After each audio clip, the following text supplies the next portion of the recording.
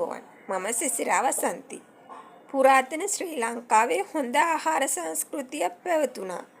ඔවුන් දැන සිටියා සූර්ය ශක්තිය වැඩිම ආහාරයට ගැනීමෙන් නිරෝගීකම, ශක්තිය, ප්‍රඥාව, බුද්ධිය ඒ වගේම ලස්සන ලැබෙනවා කියලා.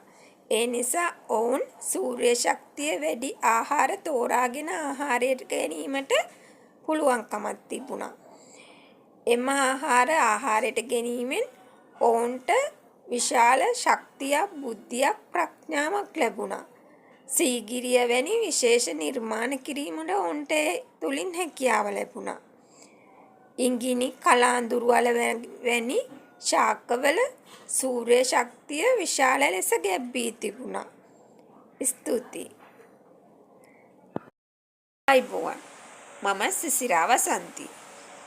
ඔබ දන්නවාද ඉංගිනි ශ්‍රී ලංකාවේ තේ පානයට පෙර සිටම රසවත් ගුණවත් පානයක් විදියට ජනතාව පානය කරපු පානයක්. මෙය ඈත පෙරදිග රටවල වෛද්‍යවරු සර්ප විෂයටද භාවිතා කරලා තියෙනවා. ඒ වගේම නොයෙකුත් රෝගාබාධ සුව කිරීම සඳහා ඖෂධයක් විදියට භාවිතා කරලා තියෙනවා.